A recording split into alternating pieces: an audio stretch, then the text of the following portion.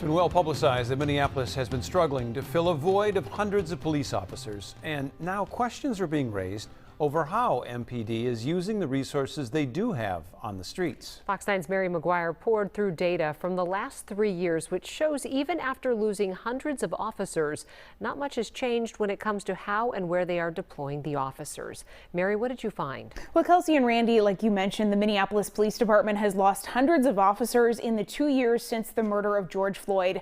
And that got us wondering how MPD is deploying the resources they do have. Data we requested from the department shows in large part MPD hasn't changed their staffing model to respond to times when crime is the highest. More than 24 shots fired off inside and outside a crowded bar. Once the shooting finally stopped early Friday morning, 4 people were hit by gunfire, with 1 man fatally shot outside Bullwinkle's Saloon near the U of M campus.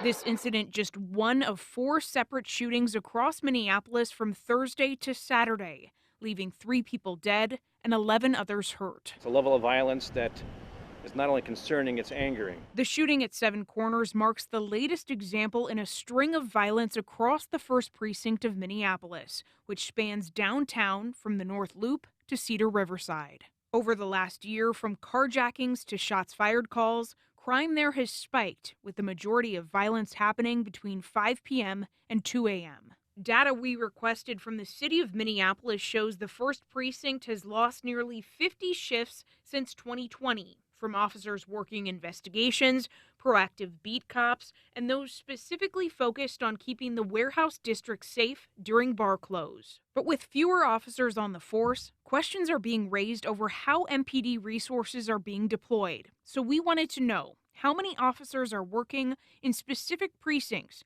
and what time are they working? Also, how experienced are the officers working in parts of the city where crime is happening the most? We found despite the fact the majority of crime is happening during evening hours, Minneapolis Police isn't shifting resources to cover the most demanding parts of the day. City data from July of this year reveals MPD is still staffing day, middle, and dog or overnight shifts at the 1st Precinct at relatively consistent levels throughout the day, with about 20 cops assigned to each of the 3 shifts. During those day shifts, our cameras finding officers stationed around retail stores and construction sites.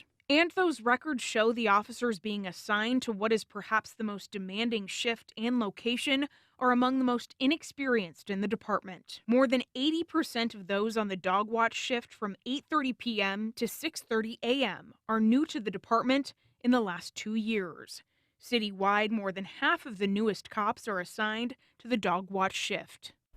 Now, I did reach out to Minneapolis Police about all of this, and Interim Chief Huffman said shift assignment is dictated by seniority, which is all outlined in the police contract. She also added that the department's staffing shortage is well documented and that they continue to base their resources on operational need and by using data and community feedback. We have much more of her response on our website. Kelsey and Randy.